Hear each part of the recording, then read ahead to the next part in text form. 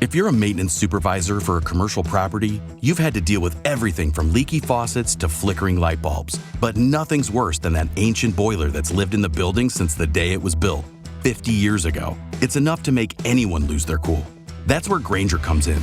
With industrial-grade products and dependable fast delivery, Grainger can help with any challenge, from worn-out components to everyday necessities. Call, click Grainger.com, or just stop by. Grainger, for the ones who get it done. Good day and welcome to Predators Proclivity, where we look at data from the season for the NHL Nashville Predators and make comments upon it. I'm your host, Preston Proctor. And hey, the Predators are playing another back-to-back. They did last weekend, and so they're doing that again. So they're playing a back-to-back today and tomorrow. And I will cover both in this podcast. The back-to-back is an away and home. They are away at Chicago tonight, and then Buffalo comes to town, to Nashville. And then we get a 2-week break. So I don't know. Are there, that I did not check. I'm not sure. If there are games on Sunday. I know that Saturday, Preds play and everybody plays. And then, so Sunday there are 2 games. So most teams will be wrapping up before the break today or tomorrow. And then on Sunday, Utah plays Washington and Tampa Bay and Montreal play. So that is the end. I guess the Super Bowl is Sunday, right? I think so. But anyway, so most of the schedule is going to be wrapped up here in the next couple of days. Then we'll have a break. For the Preds, it's 2 weeks. And other teams might come back before. I don't. Not something to worry about right now. Was it the 10th to 22nd, I think, something like that is this the Four Nation break. If you're not in the Four Nations, you still got to play, I guess. I don't know. So many good players, not part of the 4 countries that.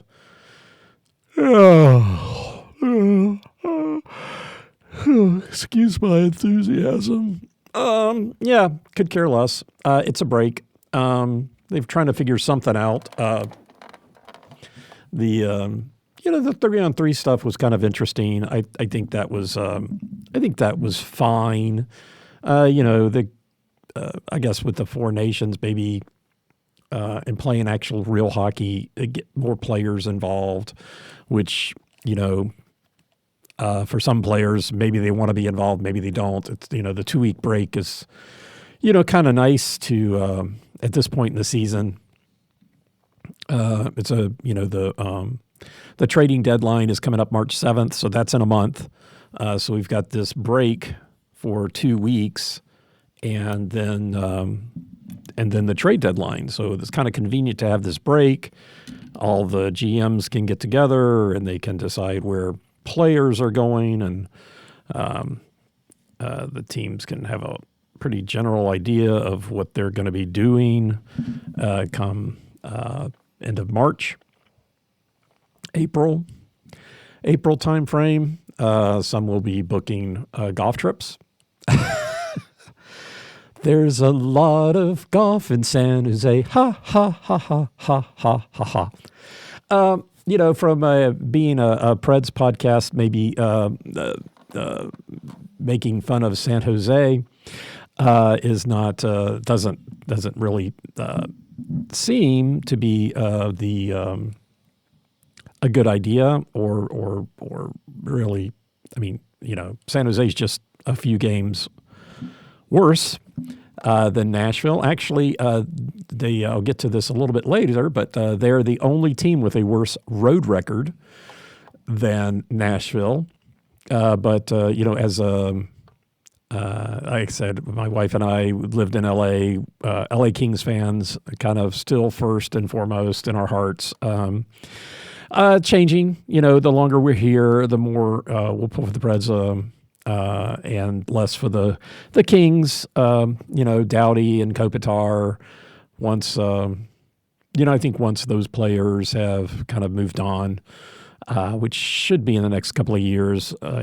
Dustin Brown retired. Quickie's no longer with the Kings. Probably about that time we'll, it'll be harder to try to have an allegiance to the LA. But, we used to, the Kings go into the playoffs, play San Jose, beat San Jose, a team full of cheaters. Couture's a big fat cheater and plays the puck from the bench and didn't get penalized for it. And whatever. But I'm not bitter. And then so we would come up with little taunting songs for the teams we played in the playoffs. And we usually had some special meal that we would eat. Like I think I mentioned before, against Anaheim, we would have duck breast with Anaheim chilies. And for Game 7, pulled out the duck liver, foie gras. And, hey, the Kings won. Whatever you got to do in order to help your team win, right? And if I have to eat duck breast 7 straight games, I guess I eat duck breast 7 straight games. It seems like a good idea until you have to eat it 7 times in a row. And then you're running around trying to figure out who has duck breast. Where are you going to get duck breast? Not exactly the easiest thing to find. Fortunately, there was this Asian, this was while we lived in Washington, but there was this Asian market nearby, and they usually had duck breast. So that's how we took care of business there. But yes, taunting San Jose never gets old.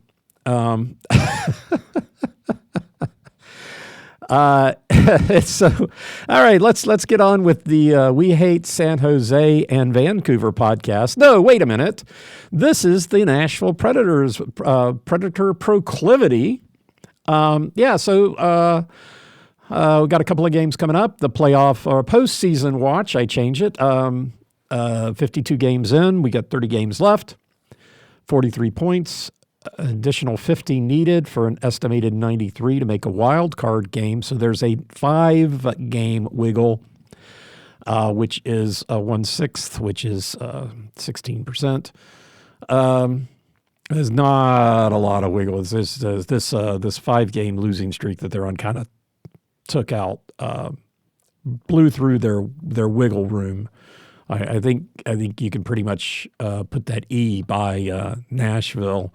I don't think anybody is technically eliminated yet, although San Jose's got to be getting close. They played 56 games. They got 37 points. That's got to be getting close because there's just only so many points. I mean, I guess the thing is that technically, technically they're 24 points out of a playoff spot, which is 12 games, and so they've got 26 left. So not really, but that assumes that nobody ahead of them bothers to win any, moving forward. So I think.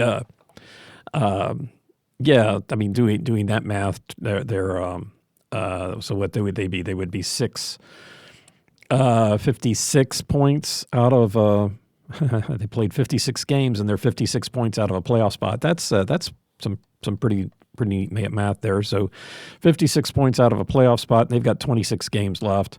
So that's a maximum of 52 points. So they're sitting at a maximum of 89. Stick a fork in it.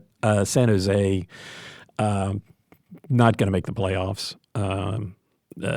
Even if they win the rest of their games, they're out. I just say they're out. And they've probably been saying that for a while.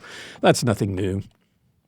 But anyway, that's that the Preds have 5 games of wiggle room.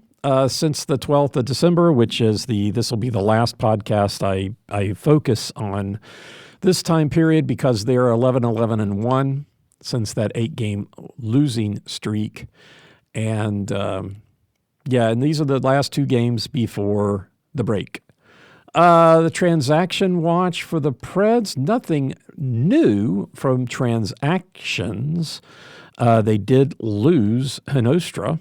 They put him on waivers, and he was picked up by Minnesota. So to cover that a little bit more, I think that's a I don't know. I thought Hinostra was playing well. As far as not a top six forward, but as far as having a spot. Hinostra, 13 games. Okay, that doesn't two, whatever those are, 2 assists, so 2 points. So it wasn't racking up the points. So maybe it's not the hugest loss, but I thought he had a pretty decent spot on the team. Down at the bottom, Tomasino, Lazan, Weisblatt. But he only played 13 games, so maybe the least effective of the forwards that we had. But I don't know. I thought that was kind of a loss. Anyway. Okay, so that's your transaction watch. If you're a maintenance supervisor for a commercial property, you've had to deal with everything from leaky faucets to flickering light bulbs. But nothing's worse than that ancient boiler that's lived in the building since the day it was built, 50 years ago. It's enough to make anyone lose their cool. That's where Grainger comes in. With industrial-grade products and dependable fast delivery, Grainger can help with any challenge, from worn-out components to everyday necessities. Call, click Grainger.com, or just stop by. Grainger, for the ones who get it done. Now, for the opponents that we are meeting this weekend, the Preds are playing their ninth back-to-back. Both teams that they are playing are last in their respective divisions. Again, just like last weekend, Pittsburgh and Buffalo were last in their division. Hey, we're meeting Buffalo again. But this time, Chicago. Both of these teams have been part of a back-to-back for the Preds already this season. Chicago is also playing a back-to-back, and who is the team we are meeting tonight. So Chicago, this is the third game of 4 versus Chicago. The last one in Chicago, Nashville is 2-0 so far against Chicago, winning 3-2 in Chicago and 3-2 in a shootout in Nashville. So 3-2 seems to be the score. Most desired by the teams this year. Last year, so the second game this year was a shootout in Nashville. Last year, the second game was also a shootout. The final score being 4-3 in Chicago, a win for Nashville, like all the other games against Chicago in this season and last season. So Chicago is 16-31-6. They are 10-14-3 at home, which doesn't sound so awful. They are 8th in the Central Division with 38 points. They are 5 points behind Nashville, and who has played one less game. Nashville's played one less. Chicago's played once more. Chicago does have the second worst record in the league, 1 point ahead of the Sharks, who have played 3 more. Interesting, looking at just for some reason started looking at their home record. 10-14-3 in and of itself doesn't sound that bad. However, there are only 6 teams in the league that have losing records at home. The Preds do not. The Preds have a winning record at home, but only 6 teams. Yesterday when I looked at it, it was 5. There were 5 teams with losing records and 3 teams that had a 500 record. Overnight, teams kind of moved around a little bit. So there's 6 teams with losing records and 2 that are even. The team that went from so Minnesota must have won at home last night to get back to even. But Minnesota, who is in a playoff spot, is 500 at home, and so is Vancouver, who is also in a playoff spot. So that's just really kind of wild. Vancouver is 10-10-7 at home, but they're currently in the second wild card spot with 61 points. And Minnesota, one of the best teams in the league for a while, they're 12-12-1 at home. So really, 20-7 on the road. So, they're making up for it on the road, but 12-12, 12-12-1 at home, and they're third in the Central with 68 points, 1 point behind Dallas. It's kind of shocking to see that. And so then there are 6 teams with losing records, and 5 of them are in the West. Philadelphia is the outlier in the East, being the only team who doesn't have a winning record. That's they're 12-13-1 at home, and nobody else is even tied. Even has a 500 record. Every other team in the Eastern Conference has a winning record at home. So Philadelphia is the outlier. They're not in last in the conference. They are next to last. They're tied with Pittsburgh for next to last. They played one more game than Pittsburgh. Buffalo being the last team in the Eastern Conference, who is our opponent tomorrow night. We're not talking about them yet, but they have a winning record at home. We're not playing them at home, so who cares? But Chicago is one of the teams with a losing record at home. The other teams are Utah, St. Louis, San Jose, Seattle, and Philadelphia. So 3 teams in the Central Division, including one of the top 3 teams, Minnesota, tied. Well, they have tied, but yeah, so Utah, St. Louis, and Chicago, all 3 in the Central with losing records at home, and then San Jose and Seattle, the bottom 2 teams in the Pacific, and then Philadelphia. So I thought that was really kind of an interesting thing to see.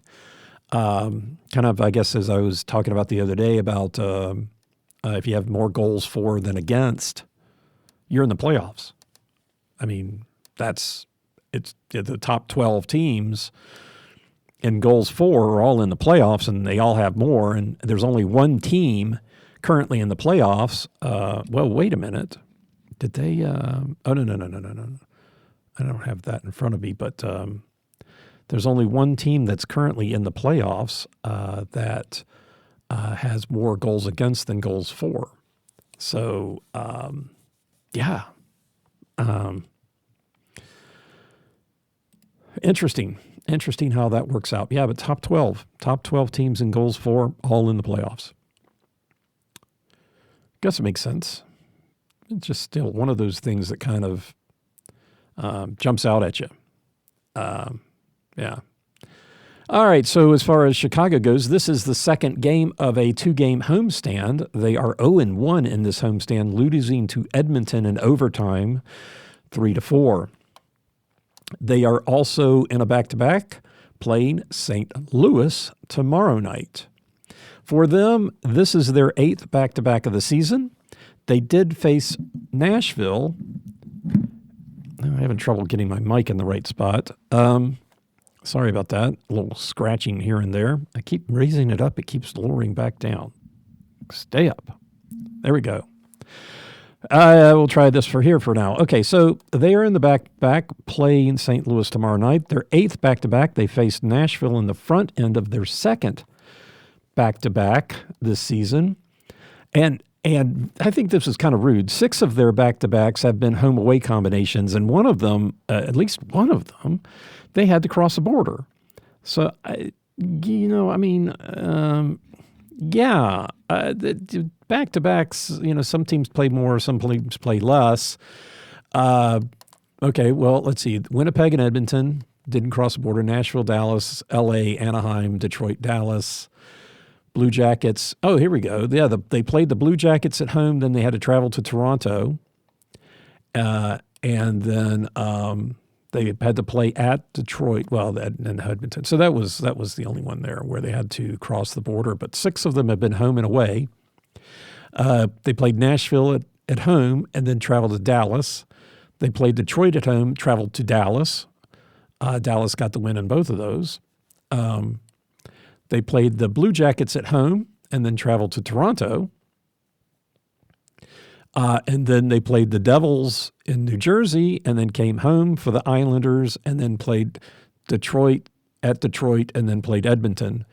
So, yeah, some of that, not too bad, but I guess all depends on the timing of the game too. But, that just seems a little rude to have stuff like that. Home and away, the Preds played in Chicago and then came home to play Colorado.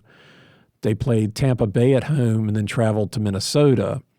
So they've had 2 home and away combinations this season, and this back-to-back is an away at home. They'll be at Chicago and then come home to play Buffalo. So this will be their 3rd time, and no real. Is there any border crossings in here? Edmonton, Calgary, Toronto, Montreal, Winnipeg. Well, Winnipeg, Minnesota. So those were both on the road, played in Winnipeg, and then had to cross the border to go to Minnesota. For the professional teams, crossing the border, probably not as big of a deal, but it does indicate that there's probably a decent amount of travel. Winnipeg to Minnesota, probably not a lot, but you can still have a lot of travel. But I think that'd be kind of interesting to study the back-to-backs and the travel required in teams that lose or win based upon the playing teams that have to travel. I know that was one of the things that kind of frustrated Kings fans back in the day, probably still, but Anaheim being so close, a lot of teams will come, they play Anaheim, they play LA. Lots of teams do that when they travel. It makes sense. I mean, you try to mitigate travel as much as you can, right? But indubitably, I can't say that today. They would play LA first and then Anaheim. Rarely that they play Anaheim and then LA, right? So it just always felt like Anaheim was getting the better deal of getting a team that had to play the previous night, and LA wouldn't get that. So it was kind of frustrating, but I think that there's be an interesting analysis there if you could get the data, and the data's out there, but it just take a little bit of for me it would take way too much legwork to do that.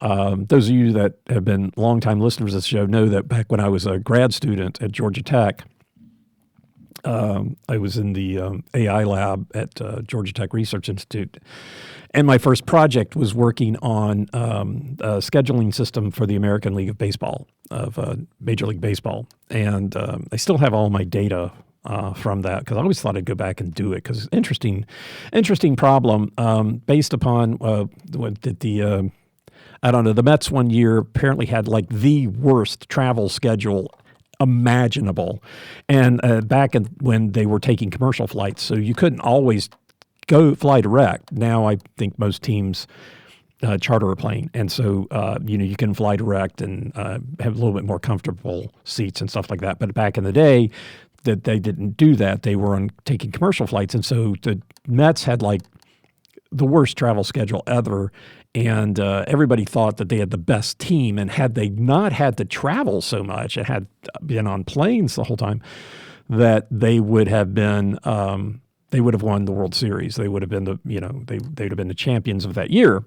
And so based upon that, one of the guys in the American League, and I forget the guy's name, he decided to fund Georgia Tech Research Institute to take a look and see about scheduling. And so it's always been kind of in the back of my mind that the difficulty of scheduling and the combinatorics of travel and things that are going on in your city, and when teams would want to be at home and when they would not want to be at home, because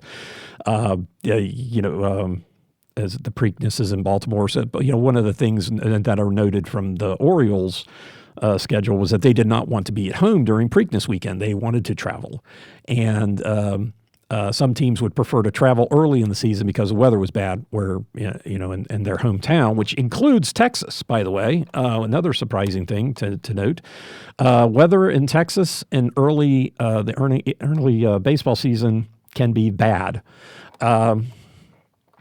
So interesting things like that, the Preakness, when they want to be home, when they want to be away, who the teams think their major rivals are, and so when they want to play them, all that kind of stuff in all these sheets that was so interesting to go through. And then working on the project, the guy that was funding us died, and the AL removed our funding, and so I had to move on to another project. Not nearly as interesting because I can't remember what I did. And most of what I did was go up to the, on Fridays, I'd only classes in the morning, I'd go up to this one place where it had pictures of Molson, and I'd get their ultimate burrito and a picture of Molson. And then that was great because, one of the guys I worked with went with me. They also really liked Molson. And then we'd have our staff meeting on Friday afternoon, which was always really so boring. But hey, I was in a good state for that. Well, anyway, so back to Predators proclivity, not reflections from a Georgia Tech grad.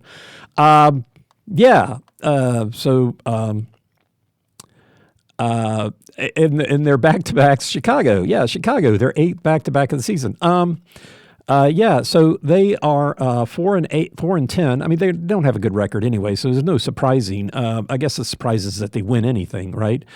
It's got to be hard to be a Chicago fan. A buddy of mine back in Washington was a Chicago fan, and I always gave him grief.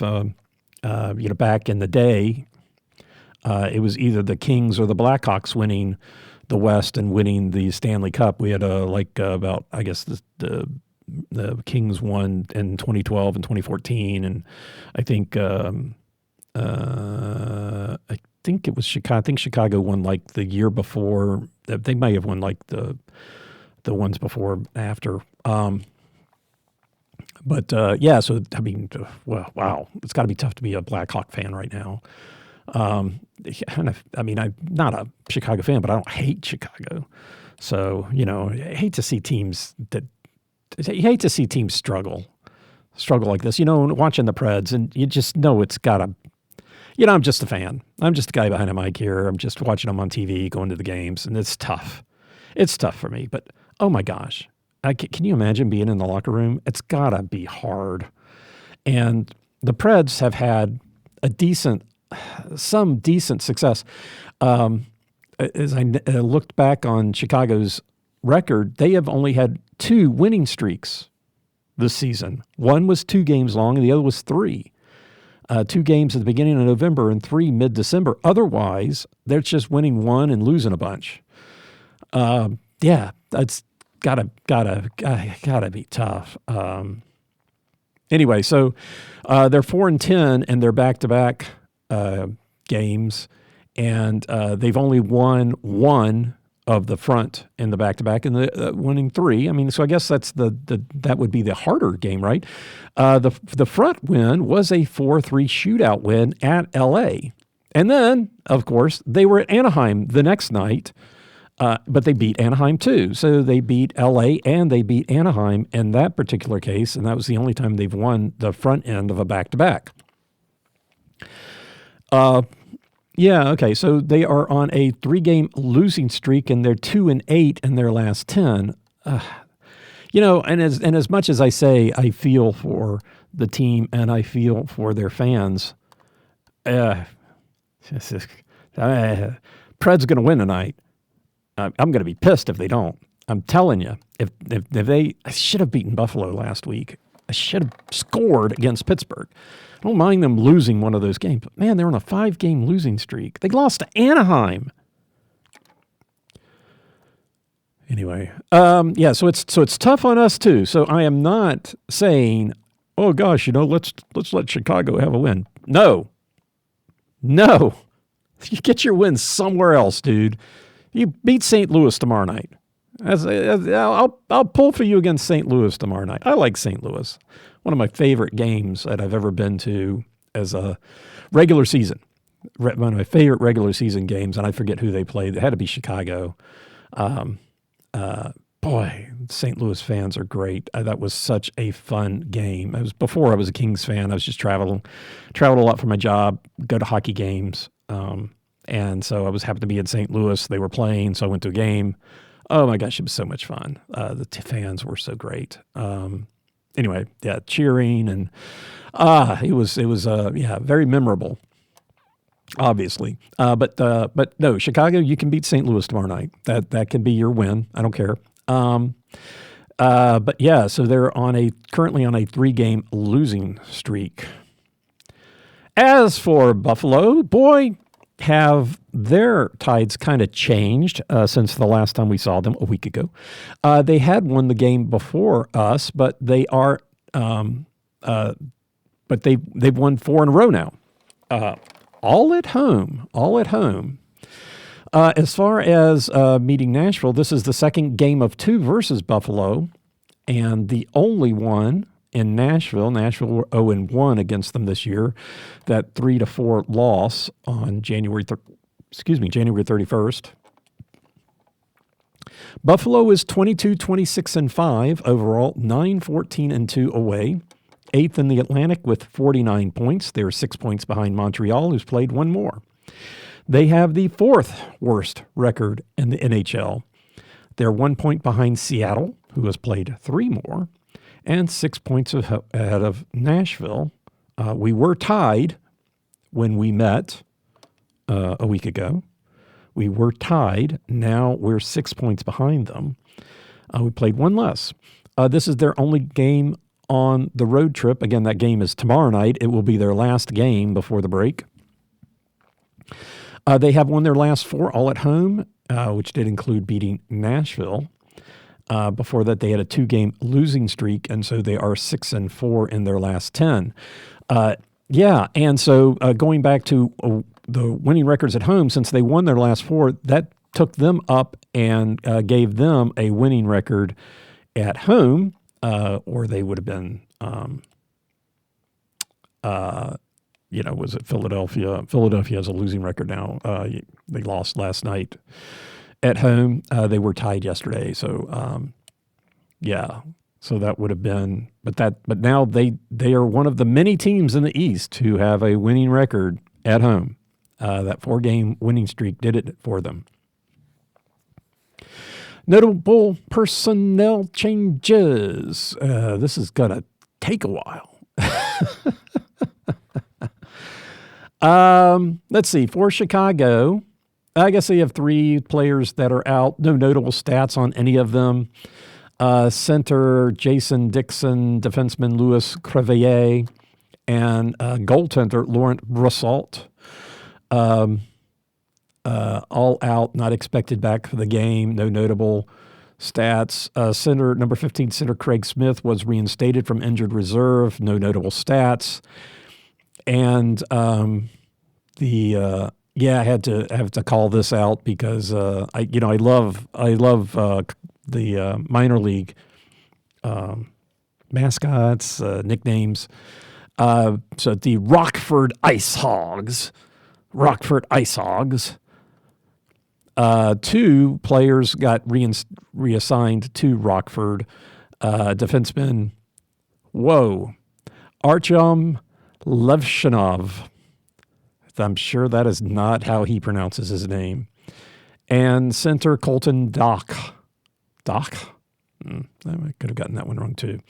No notable stats, but I like to call out the AHL teams that they get reassigned to. So that's it for Chicago. For Buffalo, I guess they decided they needed to fill up their injured reserve list. Oh my gosh.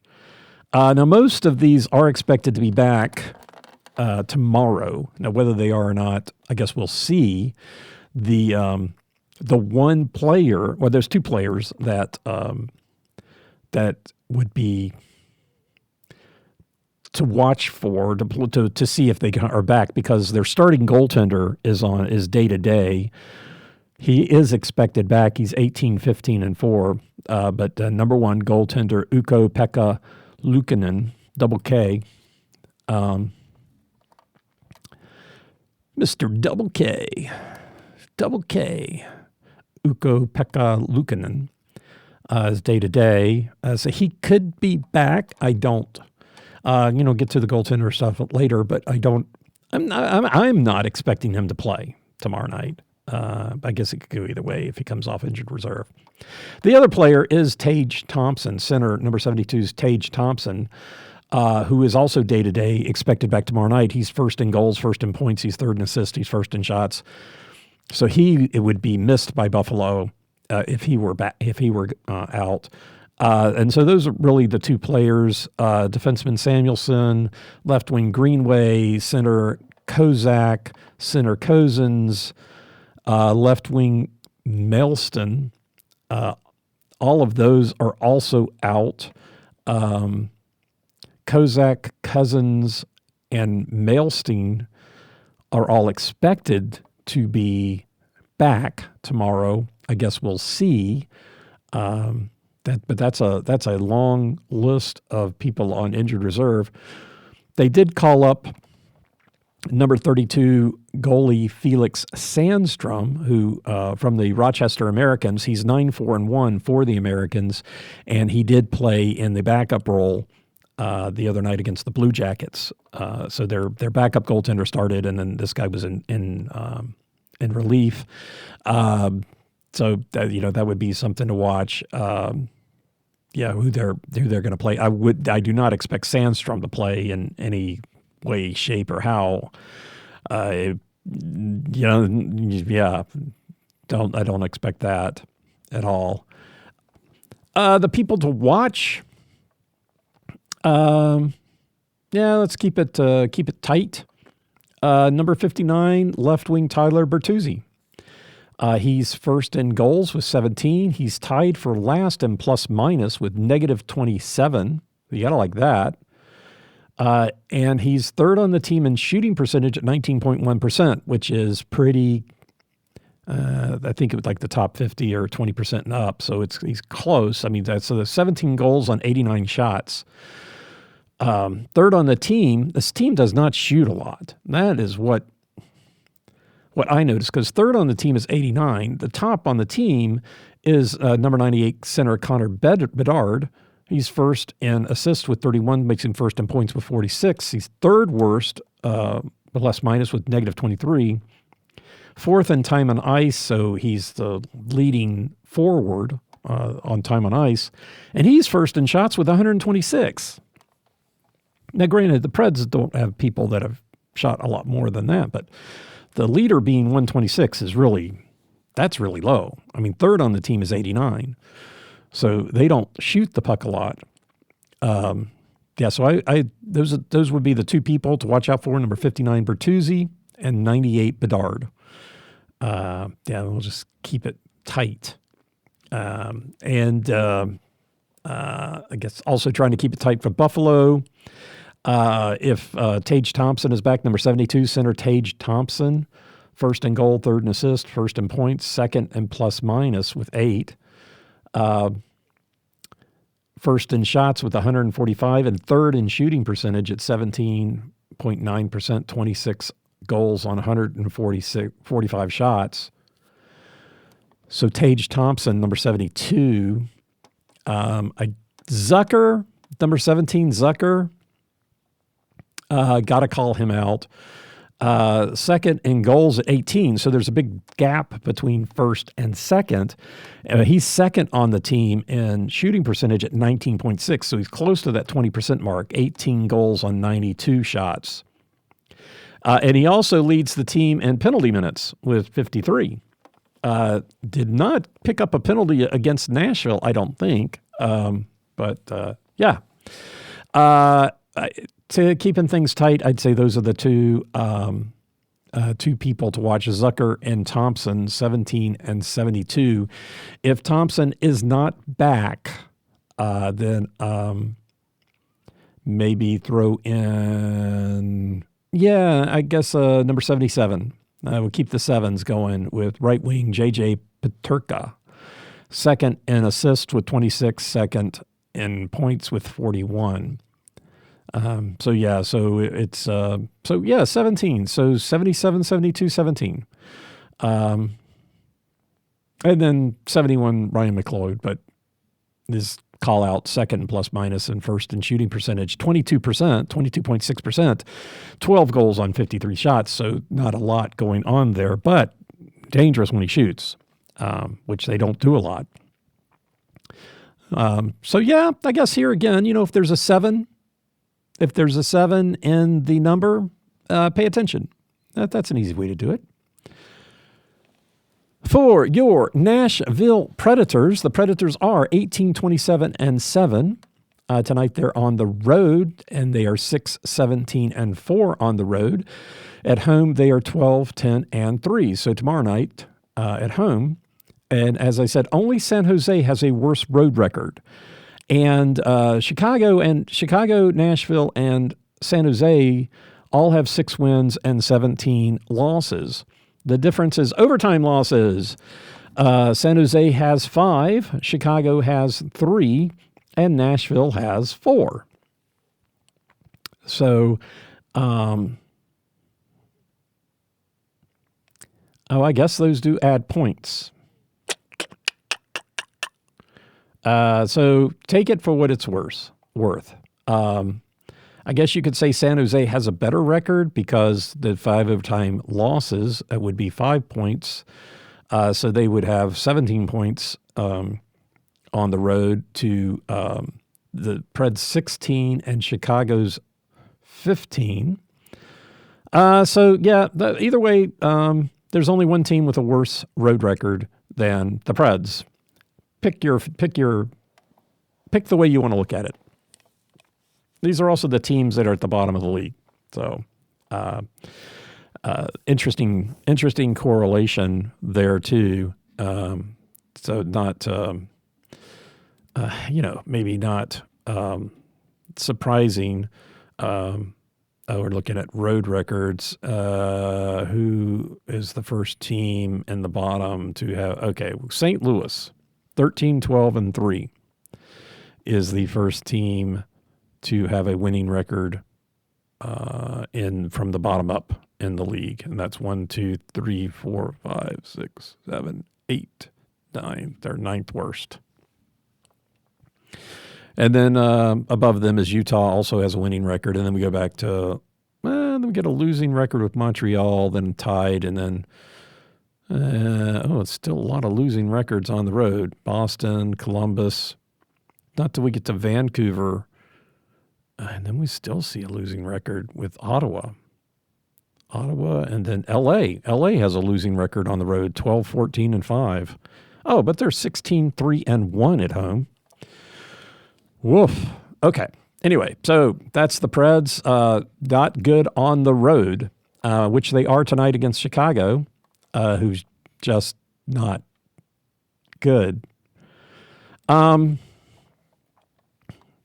Preds are 7th in the Central Division with 43 points, 5 points ahead of Chicago, who's played one more, 10 points now behind St. Louis, the next team. So as I said, the Preds they're on the highway. There's nobody around them. They've got cruise control on. You don't have to worry about somebody coming up to you or running up on top of the next person. You have 6 points between you and Buffalo and 5 points between you and Chicago. Both of those teams were playing this weekend. So we could close the gap on Buffalo, but they'd still be the team that down the road, you're cruising down the highway, and they're half a mile ahead of you. Don't have to worry about it. Nice little break from traffic on the interstate. Okay. These 2 games are the last games before the break. After the break, they get 4 at home. Every team in a playoff position: Colorado, New Jersey, Florida, Winnipeg. And the first 2 games are a back-to-back. It's 2 weeks apart, but consecutive back-to-backs. Colorado and New Jersey, both here in Nashville, at least. But yeah, that's the way to start things off, coming back from the break. Personnel changes. Number 12, center Vinny Hinostroza, placed on waivers on February 4th, picked up by Minnesota on the 5th. Evangelista, Jankowski, and Lazan are still injured. Evangelista, day-to-day, expected back for the game tonight, but that always seems to get pushed out. Jankowski also listed as possible back tonight. Lazan has been pushed out to the end of the break. So those are those three. Austin Roast, who is, I thought, he originally was supposed to come back on January 31st. And so on the 31st, I started talking about him, and now he's not supposed to be back till after the break. So I don't know. Those of you that maybe not listened to the last couple of podcasts, he was signed to a 3-year entry-level contract on March 1st of last year. He was drafted in the 6th round by Nashville in 2023, and he's been playing out in Everett, and he was the captain of the Silvertips when he was there, and now he's not there. One other change or transaction, number 25 right wing Joachim Kamel has been promoted from Milwaukee, so we may see him in the game tonight or tomorrow. Right wing Joachim Kamel. Players to watch. Everything's still status quo. We got Forsberg leading all stats: goals, assists, points, shots. Fedorov still leads the team in shooting percentage at 18%, 6 goals on 33 shots. Blankenberg is back up to 11 plus minus. One of 4 players above 0. Of course, Hinostra is one of those, and he's no longer with the team. Gravel is one of those, and he's with the he's down in Milwaukee. So as far as players that are actually hitting the ice, we have 2 players that are above 0, Wilsby and Blankenberg. There weren't. We didn't score against Pittsburgh. Did get 3 against Buffalo, so not much has changed in all of the stats. So Forsberg, Marchessault, Stamkos, Yossi, O'Reilly. Your the typical groupings, and so that's your Nashville players to watch. For the Preds, road and home stats. Again, they're 6-17-4 on the road, 12-10-3 at home. Since December 12th, they are 11-1-1. If only 11-11-1. 4-8-0 on the road, and at home 7-3-1. So since the 12th, I mean, it's still a decent record at home. It's just not what they needed, especially the 4-8-0 on the road. Their road performance has definitely been subpar. There's not much else you can say about. I guess there's very little you can say that's actually good about their performance on the road. And so let's just take a look at this. Since December 12th, getting the first goal. On the road, like they are tonight, 4 times they've gotten it. They've won those 4 games. 8 times they did not. They lost those 8 games. I hate stuff like that because it's going to happen, as it did at their home, because they were 9-0-1. At home, they were 5-1-1 when they got the first goal, so 9-1-1 overall. Now they were 5-0-1. They did not lose in regulation when they got the first goal, and that got overturned. Those are not the stats you want to see overturned. That was the home loss to Ottawa.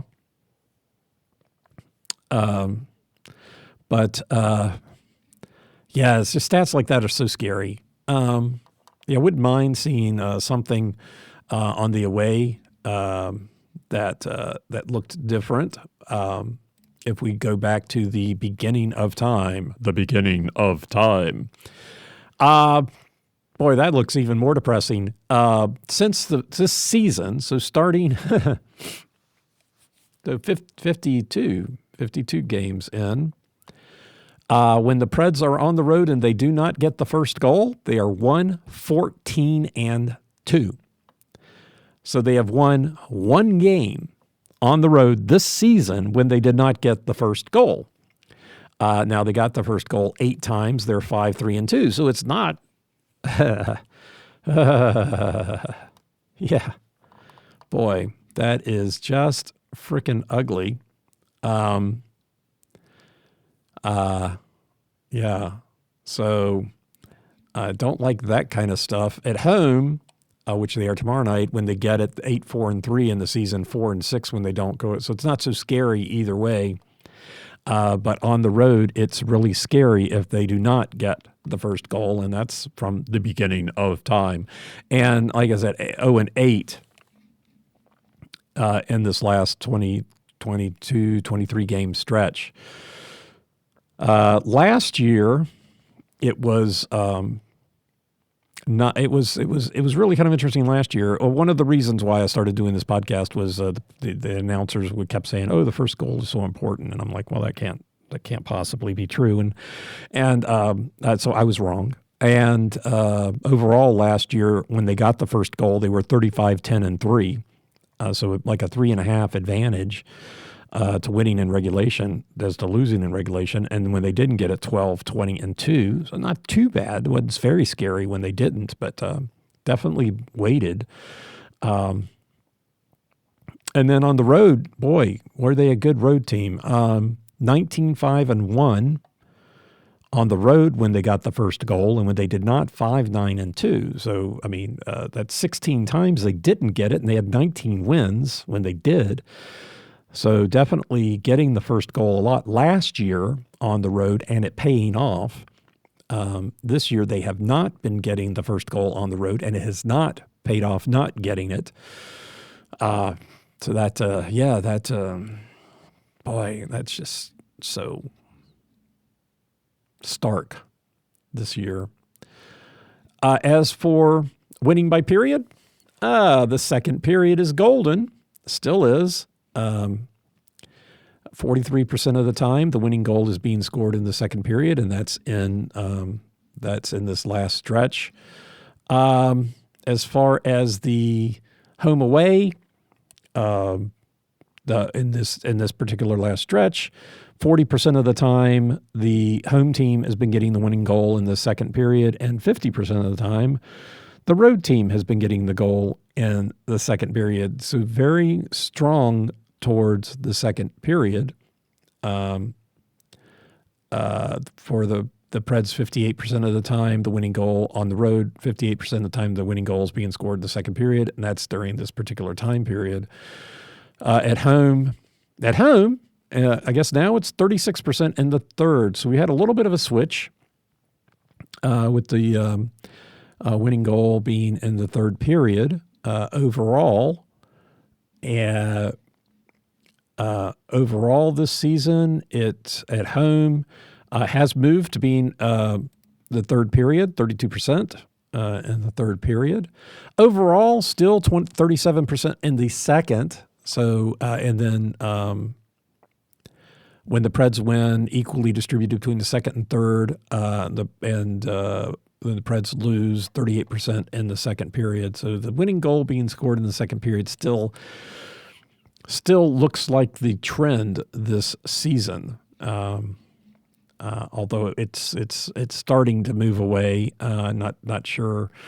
The last 5 games they've lost. So and it's in the last 5 games that switch has been made. So I guess I can't like that. Last season it was different when the Preds won. Equally distributed between the second and third period, and the opponents getting when they won, getting the winning goal 43% of the time in the second period. On the road, 65% of the time when the opponents won, they would get the winning goal in the second period, and the Preds would get it 42% of the time in the third. So there's definitely a different trend between last year and this year.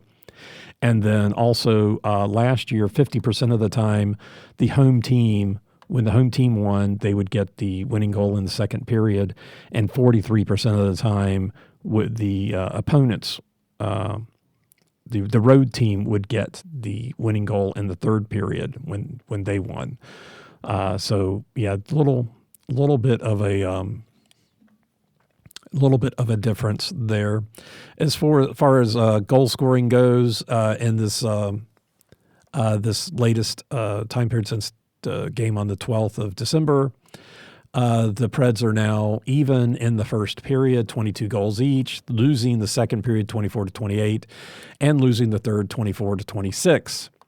At home, they're winning the first period 12-7, losing the second by 1, and winning the third by 1. On the road, which they are tonight, they are losing in the first period 10-15, losing in the second period 13-16, losing in the third period 10-13. So losing in all circumstances on the road, and that's since the 12th. But looking back at the beginning of time, that's a cue. Thank you. Wow. The Preds are overall outscoring in the first 43-42. They are giving up 19 more goals in the second than they are getting, and 11 in the third. How it looks, let's just switch it up, because tonight is at a road game. They are losing in the first by 8, losing in the second by 11, and losing in the third by 11. So they have a goal delta or a goal deficit on the road this season. At home, and on the road, all three periods. At home, they are ahead by 9 in the first, down by 8 in the second, and tied in the third. So, yeah, the other thing that that motivated me to start doing this data analysis was that I felt like the Preds were not very good at home in the second period, and I did better on the road the second period, but still not good. And that trend is still obviously there.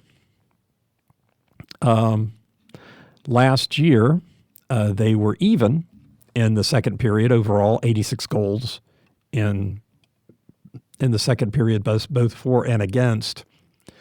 They did have an 8-goal advantage in the first and a 9-goal advantage in the third. And the biggest, actually, they had 2 goals at home.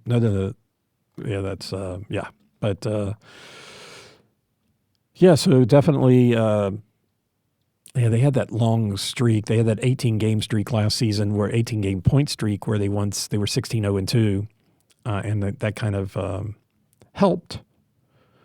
That kind of helped. So moving on to the matchups. All right, so the matchups, we are playing Chicago tonight and Buffalo tomorrow night. So let's take a look at the goal scoring for these three teams. Notably, Buffalo is first in the league in goals scored in the first period. They score 60, but they give up. They score a lot of goals. Overall, they're 13th.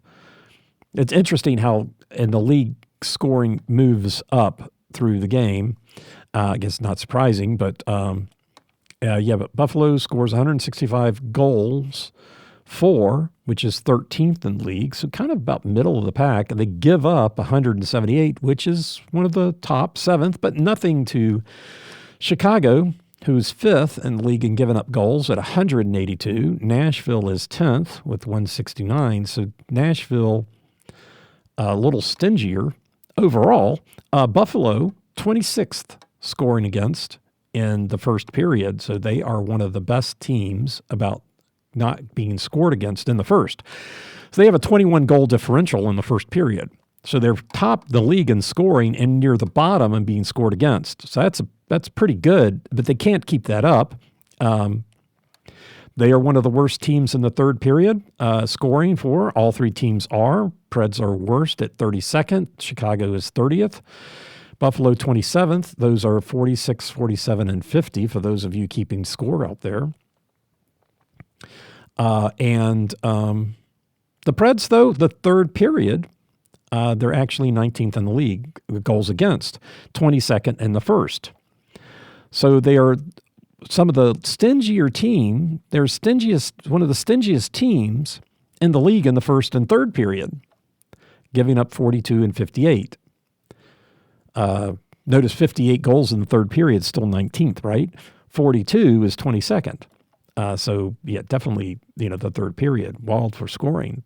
Buffalo, while they're first in goals for in the first, they are third and fourth in giving up goals in the second and third period, which the Preds wasn't able to take advantage of that the other night because they did not score in the third period. They did get one in the second. Wasn't it 1, 2, 2? Yeah, it was 4 to 3. Both teams got 2 in the first. Both teams got 1 in the second.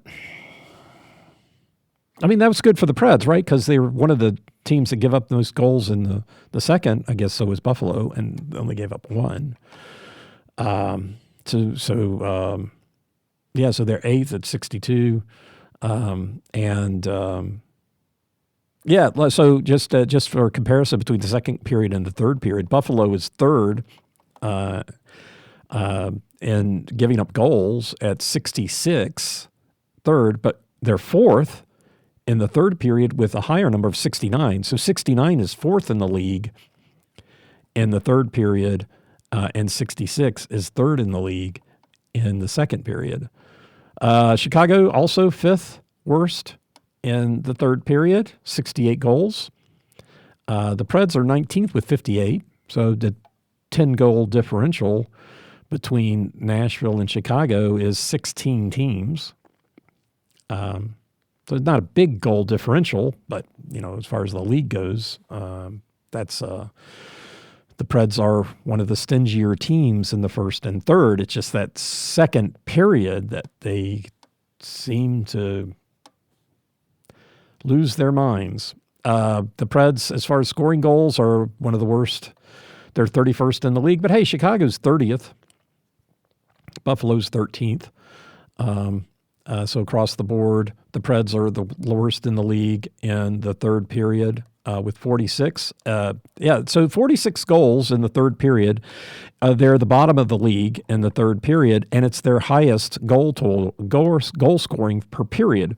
43 in the first, 44 in the second, 46 in the third. No great shakes, 24th, 28th, and then 32nd. So that's, so, I mean, you can kind of, if Chicago's going to score, it looks like they're more likely to score in the first period. That's where the highest number of scoring for them, 49, 40, and 47. The Preds, their highest, they're most likely to be scored against in the second period, with 62 versus 58 in the third, 42 in the first. The Buffalo is more likely to score against you in the first, but not give up a goal, and then just let the floodgates out in the second and third period. So that's just kind of where the numbers are. Of course, that's not how it works out in the end. As far as penalty situations, Chicago is 9th, surprisingly, in the power play. 9th in the league at 23%.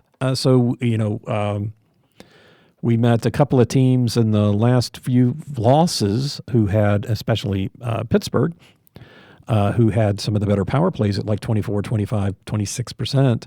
And we just could not stay out of the penalty box. Maybe that's part of Hanostra, issue with Hanostra, why they're not so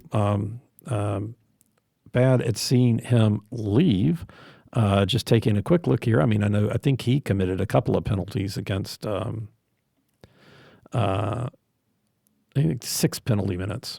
These are 6 penalty minutes. That can't be it. Anyway. Just grabbing at straws, man, grabbing at straws. Nashville's power play is better than Buffalo's, 21% to 16. That's 15th to 27th. So no great shakes there, but Nashville is better than Buffalo, and Chicago is better than Nashville. From a percentage standpoint, now, from a goal scoring standpoint, Chicago scored 30 goals on the power play to Nashville's 32. It's just that Nashville has had 23 more opportunities. Yeah. And then when we go to the penalty kill, the Preds are one of the better teams. They're 8th in the league now. They're kind of bouncing around. They were at the top and they kind of slowly made their way down. And now they're, kind of bouncing between 7th and 9th. 82%, 28 goals on 157 opportunities. Chicago's right there on number of goals against, 29. Similar opportunities, 156. So they've had one less time on the penalty kill, one more goal. But they are 11th in the league at 81%. So that opportunity goal, the one less opportunity, one more goal. So the Preds are at 82%. And Buffalo, 18th in the league, 78%. 34 goals against on 159 opportunities. So all three of these teams, similar number of opportunities on the penalty kill. Chicago definitely not getting on the power play as much. Buffalo and Nashville are very close, 154, 149. So Buffalo had 5 more opportunities, but Nashville, 7 more goals on 5 less opportunities. Yeah, and which makes you just wonder, makes me wonder, power play opportunities versus goals. So just looking here overall, the Preds have 14 goals on the power play in 63 opportunities in the second period. So the second period they have score is when they get most of their power play goals and most of their opportunities, versus their opponents also get more opportunities, and that's also when they score the most goals. So most of the power play goals, decent percentage here, is in the second period. 26-28, I've got 28. Yeah, 28. Of course, one was in overtime, which sucked. But yeah, so 16 out of 28, more than half of the goals against on the power play, the second period. But for the Preds, a little less than half, 14 out of, what's the quick math, 42, right? 32. Yeah, now quick math doesn't necessarily always work out, but 32. So 14 out of 32 in the second period. But yeah, definitely way more opportunities in the second period on the power play and penalty kill than the other periods. Yeah, that's pretty surprising. For the opponents, for the Preds, only one power play goal in the first period.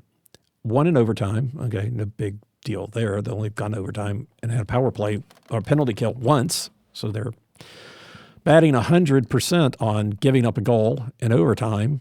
But only one power play goal given up by the Preds in the first period. 10 in the third. But the second most opportunities. So the opponents have had 52 power play opportunities in the first period, and the Preds have given up one goal. One goal in 52 opportunities. That's quite the stat. 10 power play goals in the third period to 44. So running about 25% in the third period, but in the first period, holy crap, 2%, less than 2%. Less than 2%. Boy, who the heck got the first period? Yeah, whoever got that first period power play goal, wow. They should get a medal.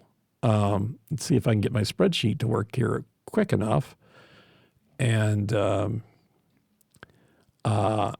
and in order to see who did this. And I'm just now, sorry, I should have looked this up before. But who is it? First period, St. Louis. St. Louis. They've been given up, let's see, we got a number of major penalties in the first period and given up goals while there was a major period going off, but it wasn't a shorthanded situation. Number of that happening, but St. Louis is the only team, game 36, that was a loss in St. Louis. But St. Louis is the only team to have scored a goal against the Preds on power play in the first period out of, 52 opportunities. That is amazing. That's the kind of stuff you look for. I mean, of course, I haven't really been looking at this stuff. I really should look at it more. And so, tonight, the road game, I guess the moral of the story is if the Preds are going to give up a penalty, do it in the first period.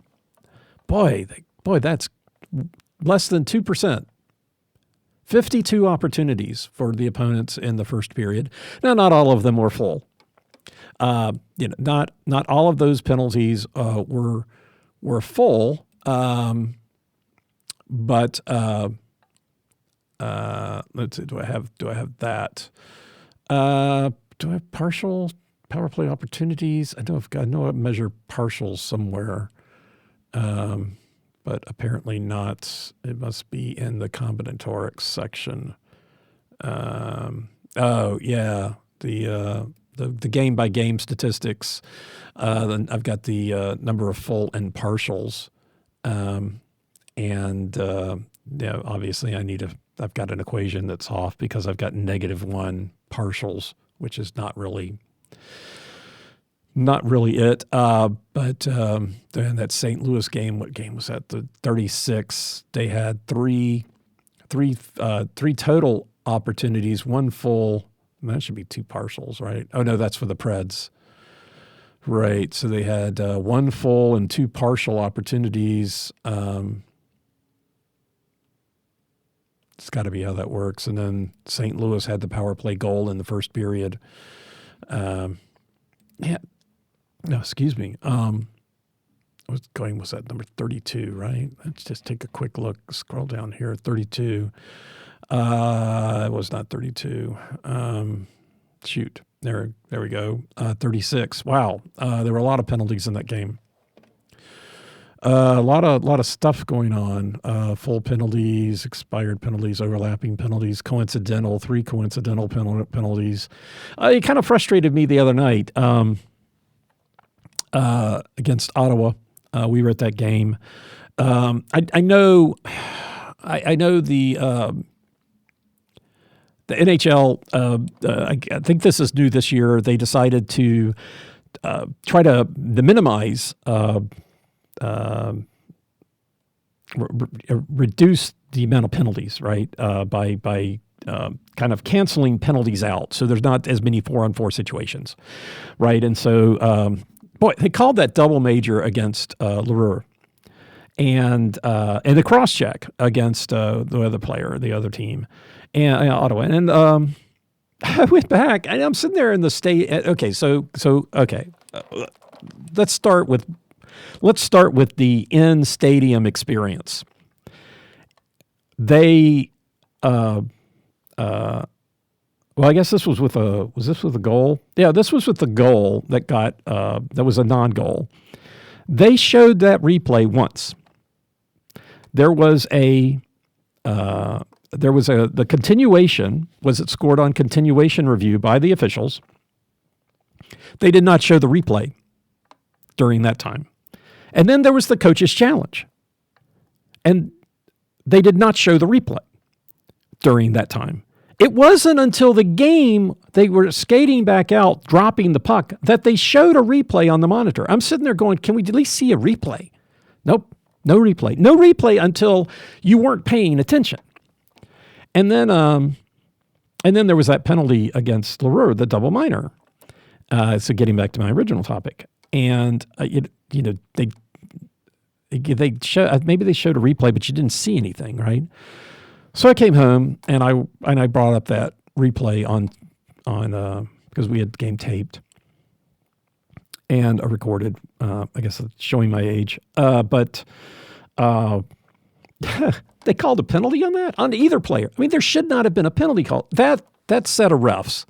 I need to find out who the refs are that were reffing that game, because they at least one of those refs was incompetent. They called a penalty on and stopped play because one of the Ottawa players fell down. And then upon consultation with the other guys, I guess he was not at fault. He tripped over the stick of his own player, of what his teammates. So they didn't call that. They got together, they figured it out. That was great. But man, just that guy, every time there was two of the guys, and every time that one guy made an announcement, he was like, how is this guy a ref? How is this guy?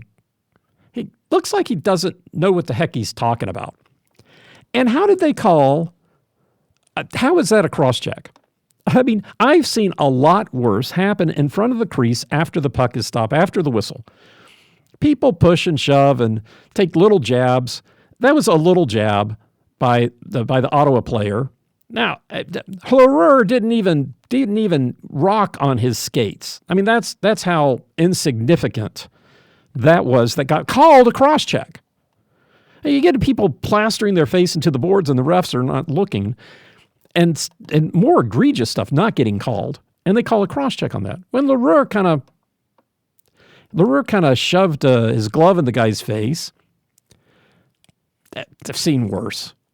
And then turned around and grabbed another player, and they call him for a double minor. And there should not have been a penalty. There should not have been any penalty on that play. Let's just start there.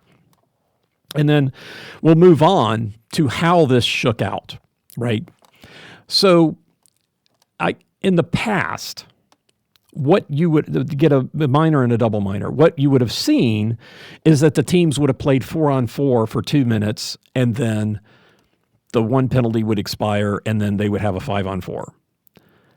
But instead of that, now, because they're trying to cancel out penalties as much as they can, it became just immediately a 2-minute power play, and that's why Hinostroza was in the penalty box, because Leroux was still going to be in the penalty box for 4 minutes, until the stoppage of play.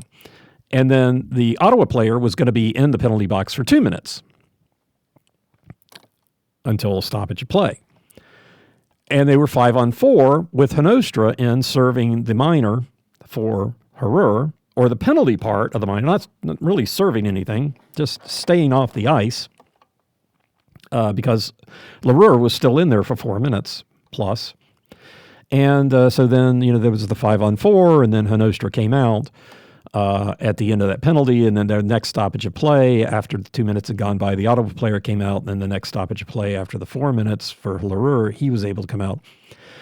So we were without Leroux for who knows how long, and then Ottawa was without their player for who knows how long, which that's the way they do it in the NHL now. But really, what would be wrong with playing the 4-on-4 for 2 minutes and then having the 5-on-4 situation? I don't see it, but that's part of the reason. But the goal of the NHL to cancel out as many penalties as much as that's one of the side effects, I guess, of that situation. And I don't know that it makes the game better. Especially consider. If it was a team and one of your better players is stuck in there until the end of time. Anyhow, so that penalty situation's power play. The last game against Chicago, which was a 3-2 win for Nashville. Nashville had 5 power play opportunities to Chicago's 6, and Nashville's 3 goals were all special teams situations. They had a power play, they had a shorthanded, and they had just after shorthanded goal. So in Chicago, that was the last game in Chicago, a 3-2 win for the Predators. All of their goals, Nashville's goals, were on special teams type situations. And those of you that may not have heard the just after, it's my term. I think it rolls off the tongue better than a continuation.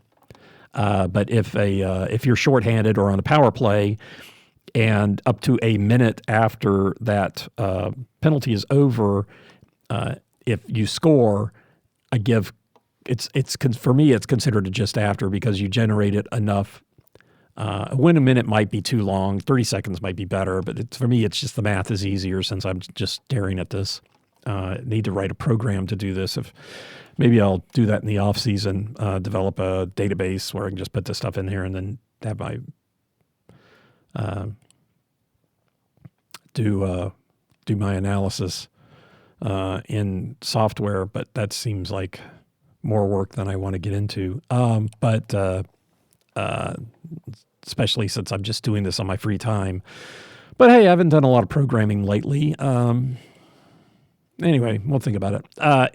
So that's the just after goal is something that occurs within a minute of a penalty happening. So if you were on the power play and you scored within a minute, it's just after. And then if you're shorthanded and you score, then it's just after, shorthanded just after. And so the Preds had 3. The power play, shorthanded, and a shorthanded just after, and that was their 3 scoring. So that's long-winded. That is what is this section? Oh yeah, the matchups. We've got a lot of goaltender stuff to talk about, especially for Buffalo. But the goaltenders for the next 2 games for Nashville. For Chicago, Peter, you misspelled that. It's Mizarek, right? I can't believe I spelled his name multiple ways, multiple times. But Mirazak. For some reason, I want to put a Z, M-Z-A-Z, but it's M-R-A-Z. Mirzak. Peter Mirzak, he's 8-16-1. Gets a little more than half the starts with Arvid Soderblom, 6-11-1, backing him up. Man, for all the talk about, how I feel for the Chicago fans and the Chicago players, my goodness gracious.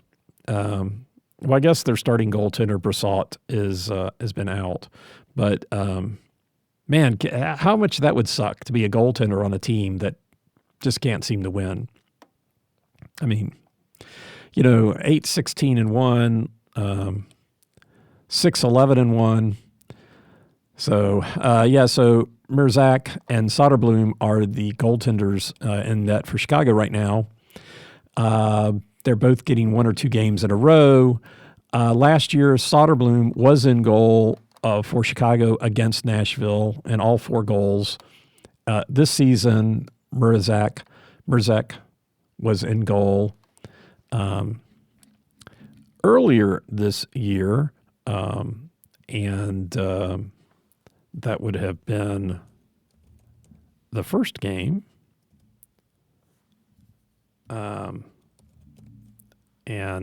So that was the 3-2 loss in Chicago. Mirzak was in goal, and then in the 3-2 shootout loss for Chicago in Nashville, Soderblom was in goal. So they both have played against Nashville this year. Soderblom was in goal for the overtime loss to Edmonton on Wednesday. And so, they kind of alternating. They play like 2, they play 1, play 2, they play 1, they play 1, they play 2. Oh, Mirzak played against Florida, and Soderblom played. So I am I did not update that, but I am expecting Mrzak to be in goal because Soderblom played against Edmonton on Wednesday. So that's tonight. Soderblom or Mrazek, that might be right, in goal. So that's for Chicago. For Buffalo, Ukko-Pekka Luukkonen, 16, 15, and 4, gets the bulk of the work with Devon Levy and James Reimer. Levy is 2-7-0, and Reimer 1-4-1. So they don't get a lot of work. I think I mentioned this before. Buffalo put Reimer on waivers in October, was claimed by Anaheim, and then in November, Anaheim put him on waivers, and Buffalo claimed him back. Buffalo did send Levi down to Rochester on January 21st, so he's not in their current major league lineup. But Luukkonen has been on injured reserve. Last year, Luukkonen was in goal for the first game versus Nashville, and Comrie was in goal for the other one. Luukkonen was in goal in the game a week ago. Luukkonen did not play against the Blue Jackets the other night. Reimer was in goal with Sandstrom backing him up. Now, Luukkonen is supposed to be back for tomorrow night's game. I think he still will be the backup. I think we'll see Reimer in goal. I looked around. I tried to figure something out, and since the game is tomorrow, there's not really going to be a lot of discussion about the game for Buffalo until tomorrow. But I don't know. I kind of look at it, and I'm thinking, Reimer hasn't played 2 in a row this season. Levi did play 3 in a row at one point back in November. But I don't know. I kind of look at this and I go, well, if Luukkonen's coming off injured reserve, why not just have him back up and have Reimer play, and then they could go into the break? And, kind of gives Luukkonen a little bit more of an opportunity, but he can be on the bench in case he's needed. Well, it's just, for me, that's just kind of how the logic kind of worked out. So that's tomorrow night's game. So I guess we'll see how that logic plays out. For Nashville, UC Saros, 11, 22, and 6, is playing 2 or 3 for Justin Annanen's 1. He's 6-3. For against Chicago last year, Saros was in goal for 2, the 2 middle games, with Lankinen doing the other 2. And he was in goal for both games versus Buffalo last year. Buffalo, all 6 of those games were wins, so those 4 would also be wins. Saros has been in goal both times against Chicago this year and was in goal versus Buffalo. Annanen was in goal versus Buffalo last week, which was that 3-4 loss. So this year, so far, Saros has been in goal both times against Chicago, Annanen against Buffalo. Last year, Annanen was in goal against Chicago for Colorado twice, one at home and one away. Both of these games were within a week of each other and were both 5-0 wins for Colorado. Colorado did lose one to Chicago, but not with Annanen in goal. He did not play against Buffalo last year, but he did play against Buffalo for Nashville this year. So I think just all that makes sense. Saros has also started the last 2 games, and so he's kind of lately, he's been getting 2 starts for every one. Annanen, I think, Annanen in goal versus Chicago and Saros versus Buffalo, I think, is the way it kind of shakes out. Let's see. Against Chicago, I'm moving this section around, and I think it needs to be before the goaltenders, but I didn't like where it was before, but now I've kind of talked through with talking about the goaltenders. I've already talked about what happened last year. So Chicago, Nashville swept Chicago last year in 4 games. They've beaten them twice this year. They got the first goal in 3 of the 4 games last year. They did not in the second game. This year, they did not get the first goal in the first game, but did get it in the second game. In these 5 games, Chicago has been scoreless in the third period in, I guess it's 6 games, 2 this year and 4 last year. And of the 6 games, Chicago's only scored in the third period 1 game last year. The first game last year, they got 1 goal. So they haven't been scoring in the third period against the Preds. Gosh, I hope I don't jinx anything. Last year, Nashville only lost 1 period in the 4 games. It was the first period of the second game, so they were 8-1-5 against Chicago last year. And this year, they've lost 2 periods. The first and the first, and the second and the second. I guess they'll lose the third and the third this time. They are 5-2-1. The only tie this year was the overtime tie. They did win that game in a shootout. Against Buffalo last year, Nashville was 2-0.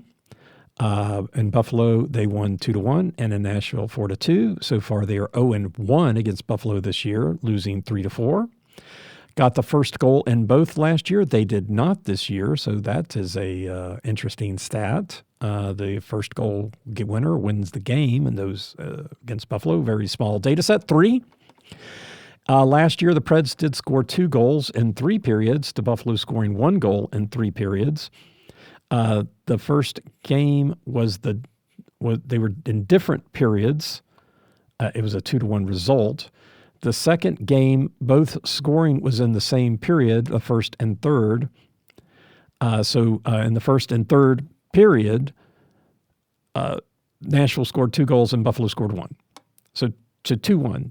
It was just kind of crazy to 2-1, the symmetry there. So Nashville was scoring 2 goals to Buffalo's 1.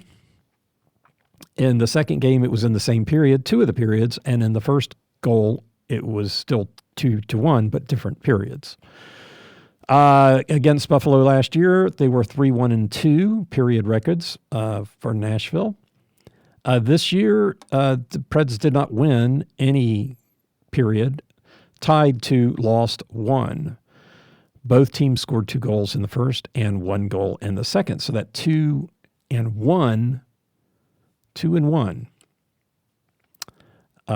Yeah, 2-1. So there's the 2-1 symmetry in the 3 games, the 2-1 record for the Preds. 2-1 record for the Preds, the 2-1 scoring. That's freaky. Okay, that's Buffalo. That's the games against Buffalo. 2-1. And wow. Okay, so momentum coming into the games. Tonight we're playing Chicago. Look out for, let's do it backwards because we're going to do it backwards because Buffalo tomorrow night, Chicago. So let's end on the game tonight. That's suddenly screaming out to me. So tomorrow night, Nashville will be playing Buffalo. They have won their last 4. All those were at home. They are 6-4 in their last 10. Look out for number 72, 17, and 77 and 71 if you've got more things on here. But if there's a 7 in the number against Buffalo, pay attention. But Tage Thompson, I'm expecting to be back. Number 72, center Tage Thompson. Boy, that squeaked a lot. And 17 Zucker and 77 Peterka. So 77, 17, 72. And then tonight, Nashville goes to Chicago. Chicago has lost their last 3. They're 2-8 in their last 10. Players to watch out for are number 59, Tyler Bertuzzi, and number 98, Connor Bedard. So 5998, 5998. So I guess there's 9, probably more players that have 9, but 59 and 98 tonight against Chicago. Nashville has lost their last 5 after winning 5-5 in the last 10. These 2 games are the last 2 games before the break. tonight in Chicago, tomorrow in Nashville. And hopefully we will be going into this break with a 2-game winning streak. Thanks for listening. I am Preston Proctor, and you've been listening to Predators Proclivity.